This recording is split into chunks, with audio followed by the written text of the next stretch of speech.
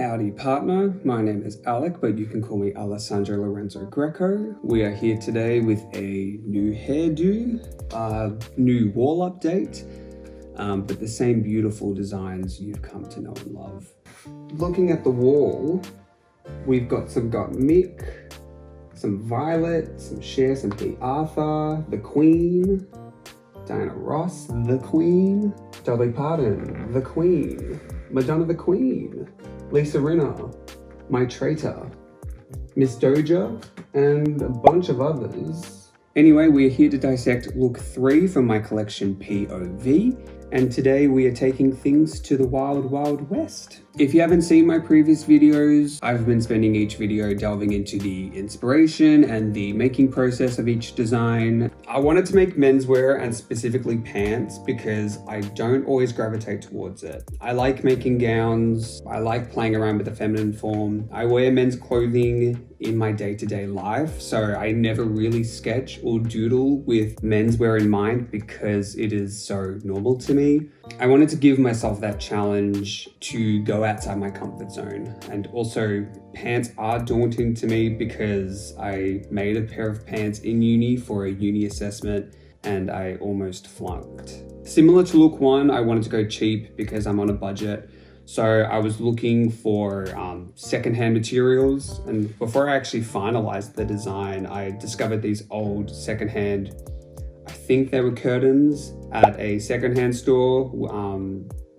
The print was a little bonkers, so I thought, cool, let's make something with it. I'm not sure what brought me to this design. I think it just came to me, but I think I was considering really exaggerating the signifiers of menswear, like the suit jacket or the pants, and putting it in the context of traditional representations of masculinity. And for me personally, I feel like the pinnacle of that is the Wild West cowboy, the very stoic, hardened, unemotional, strong sort of Eastwood look. This exaggeration in the final design can be seen in the extreme lapels, the massive drop in the chap details, the wide leg, the huge hat. And I wanted to have a pattern clash, which the fabric choice gave. To pattern the pants, I wanted to use my baggy pants that I already had as a block to draft the pants and define that initial shape. To rectify my errors made in uni when I made those abysmal pants, I gave meticulous attention to drafting the waistband and the belt loops. I also wanted to make a channel for the belt to feed through so that you couldn't actually see the majority of the belt when you were wearing the pants. So I made 2 toiles for this look.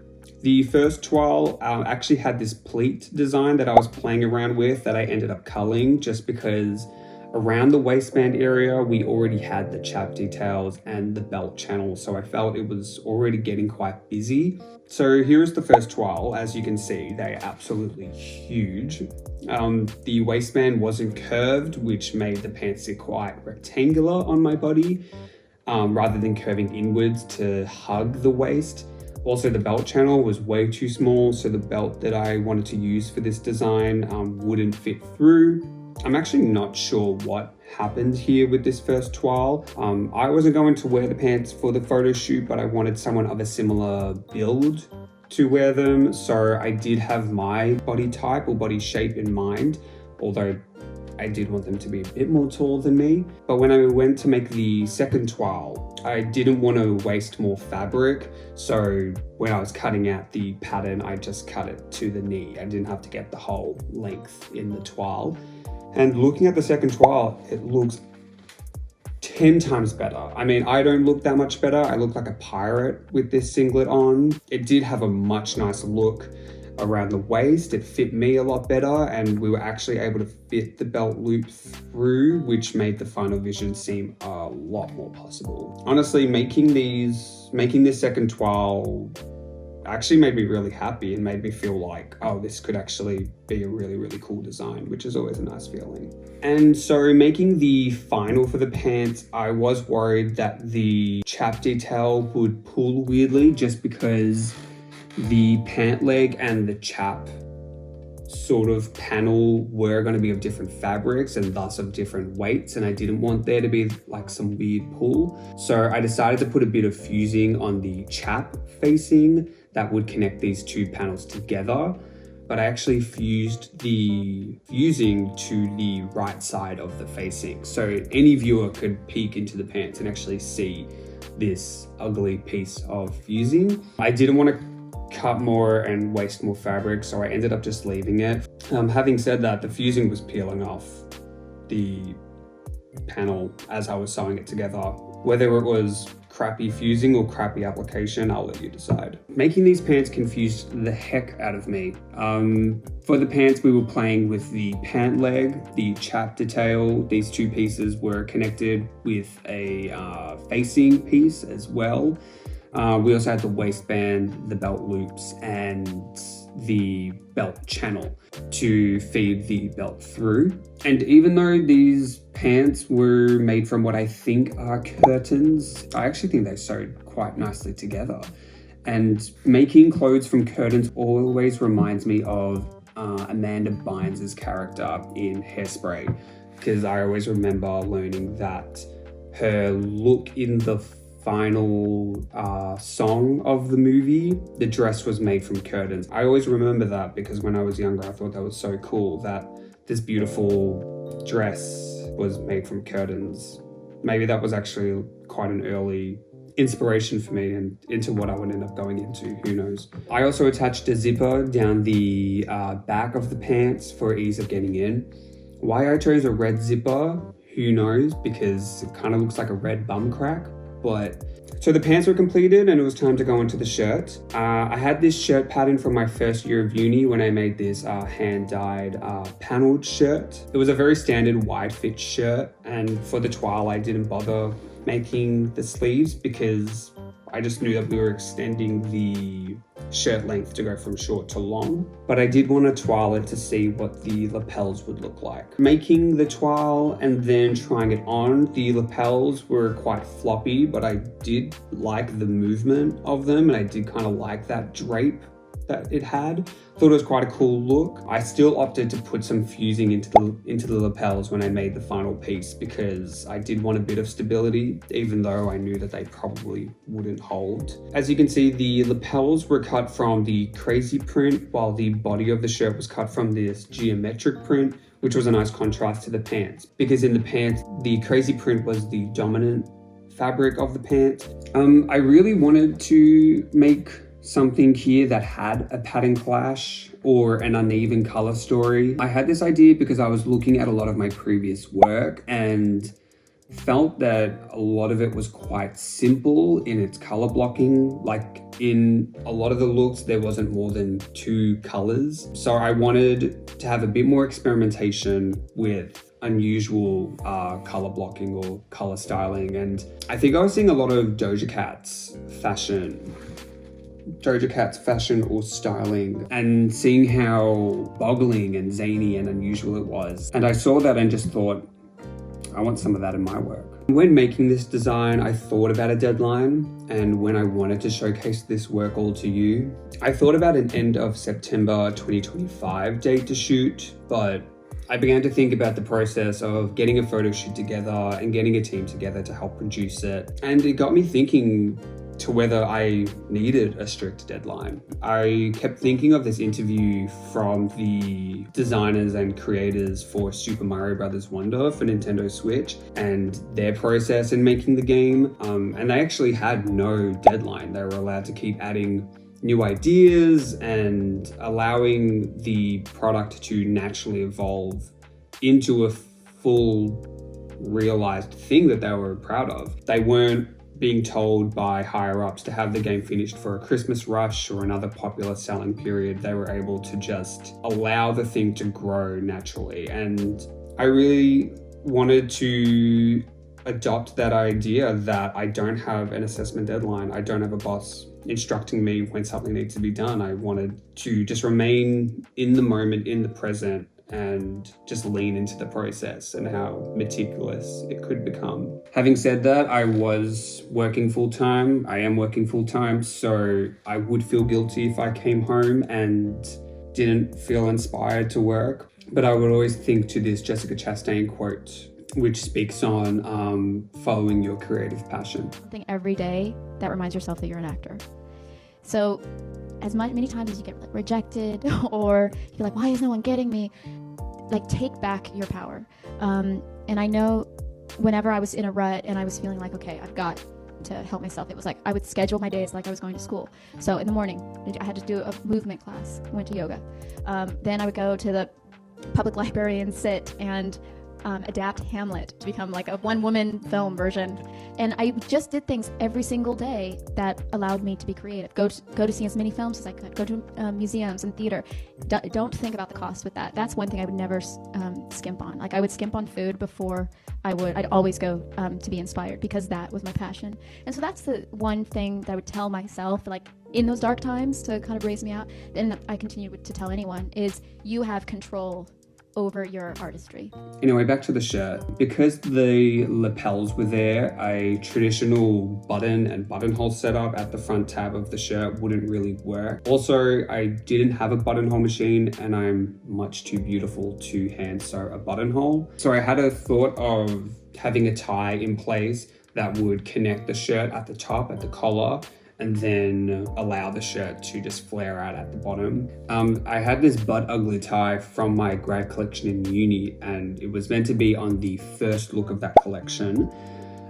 It was just a crappy one that I bought from a costume store, and it was gross, and I didn't even bother buying another tie. I just culled the idea completely. So I decided I would use it for this look here. So I started sewing scrap pieces of fabric onto the tie. This technique of sewing fabric onto the tie was actually really, really cool, and I kind of wish I thought of it sooner, because it might have looked cool on the lapel of the shirt and the pant leg or the chap detail of the pants, but maybe it would have made things look a little too busy and was better off being used sparingly.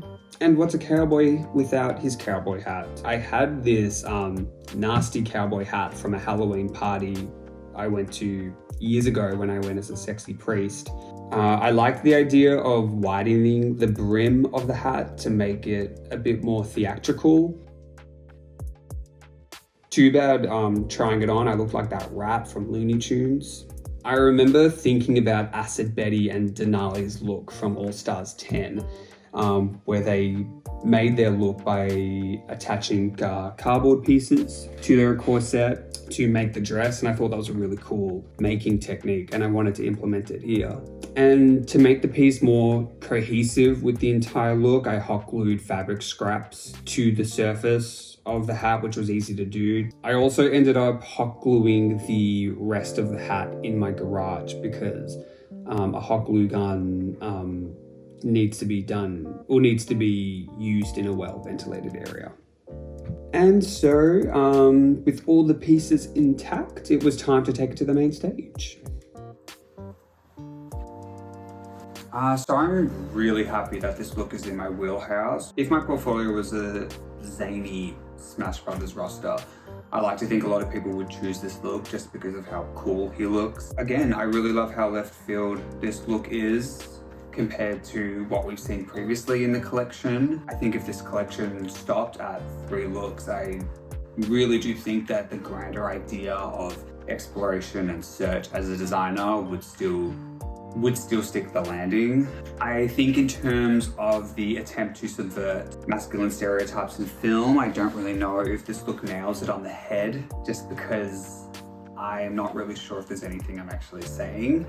Maybe I'm saying that masculinity in itself is a clownery or a performance despite its attempt at subtlety. Like, the fabric and the silhouette is so loud and attention-seeking, similar to how boisterous and deliberate masculinity is, especially in film, because its display is so obvious. So maybe I'm saying that presenting masculinity in both film and in real life is in itself goofy and looks silly and performative.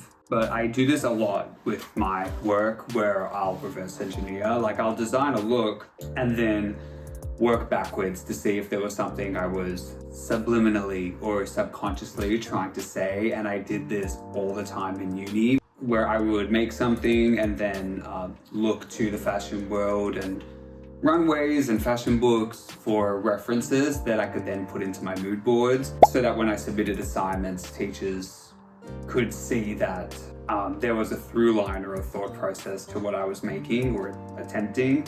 But in reality, a lot of what I make has little to no reference to the fashion world, which is definitely something I want to change in the future. Going on to the look itself, Bailey looks absolutely incredible. With his acting background, I think that really did help us bring out the character. Also, again, the hair and the makeup is absolutely incredible. Although this big ass hat doesn't really make it that easy to see it. I do wish one of the final 3 looks had the hat off so that we can really see the makeup and the hair. I remember this look not instantly clicking on the day. This was the 3rd look that we shot. And I remember those first 2, as soon as the models stood in front of the camera, like it was quite instantaneous, like the vibe that we were going for. But with this look, initially it didn't click. I think as the producer and the creative, I didn't give anyone any direction as to what I wanted or what the original idea was. For the first 2 looks, for the first chunk of the day, I was definitely relying on Zach, the photographer, and the team to sort of direct the models. But once we stood back and really articulated who this character was, what he represents, that's when we got the hero shot.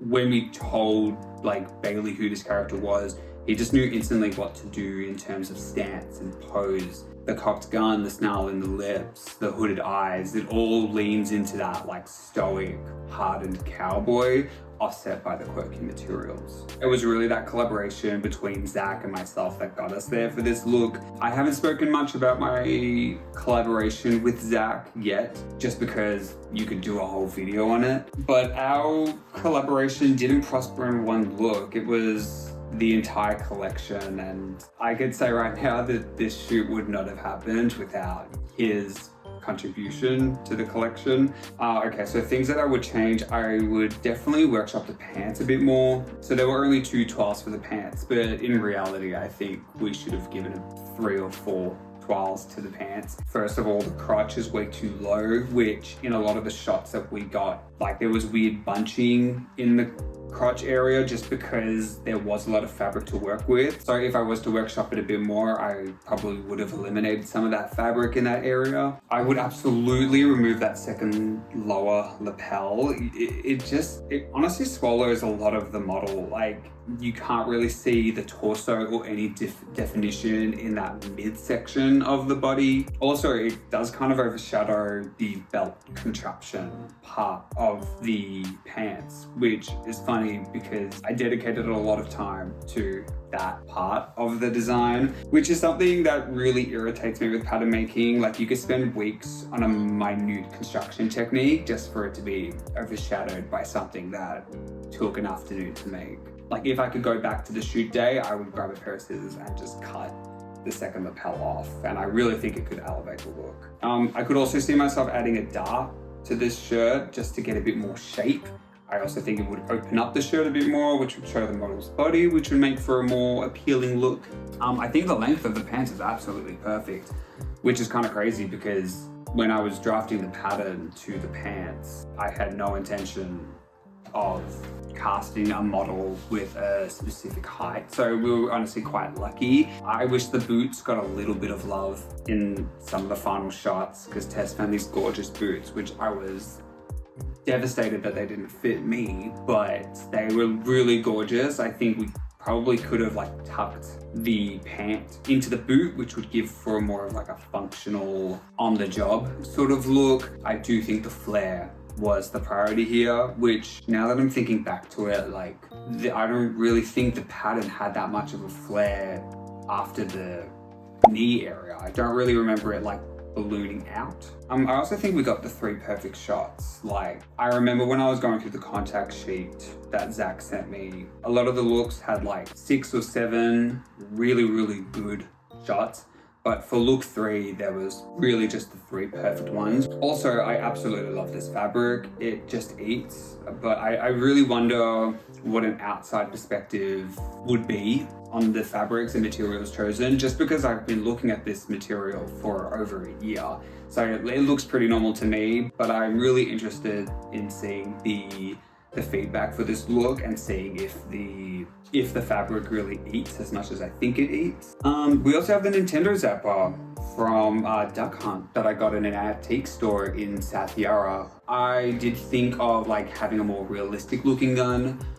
We decided to go for a bit more of a cartoonish, like arcade fun look. Again, going for that like toy box sort of idea. Like it's obvious he's got a toy gun because it looks super plastic. But also this Zapper isn't a replica. It's like the legit thing from NES. And speaking of Smash Brothers, Duck Hunt Duo was my main in Ultimate for the longest time. But he's a Zona character, and I don't really go for Zona characters, like characters who primarily use projectiles to damage their enemy, which is funny though because I'm currently maining Mewtwo in Ultimate, who I think is a Zona, but I don't know, they have to find a new main because Mewtwo's cute, but like the second jump is really floaty, and also he's a really big character but is super light, so it's like a bad offset. Also, I bought a belt off Depop. I bought it like 2 weeks before the shoot and it arrived 2 days before. And I thought it was going to look really cool to like lay on top of the pants, but it's sat too low on the model's body. It made the torso look really, really big, but the legs look really short, so we ended up culling it. It was for the best. But other accessories that I thought of like a lasso or a lasso. I thought of a toy horse. I also thought of like dirt in the hair and the makeup and the hands. I think the hat's really, really cool. It makes me wish we went for a more extreme look in the lapels and the flare of the pants. Like, could you imagine if like the lapel of the shirt came out to here and the flare of the pants looked like the top of a lamp? Like, that would look so show-stopping and eye-catching. So yeah, would I race to do another menswear look? Probably not. It doesn't excite me. It doesn't get the juices percolating, if you will. And after doing look 2 and look 3, which were looks that I made deliberately to put myself out of my comfort zone, I'm quite excited to go back to what I love. I'm excited to go back into what excites me, and I think the next couple of looks really, really do that. So yeah, I'm happy that I made look 3, I'm proud of it, but I'm eager to get back to what I know I love, and like not something where I'm like challenging myself, you know. And that, my friends, is look 3 from my collection POV. If you've watched this far, thank you, I really appreciate it. And yeah, coming up in a couple weeks, we'll have the look 3 illustration, and then we're on to look 4. So yeah, I hope to see you then. Bye.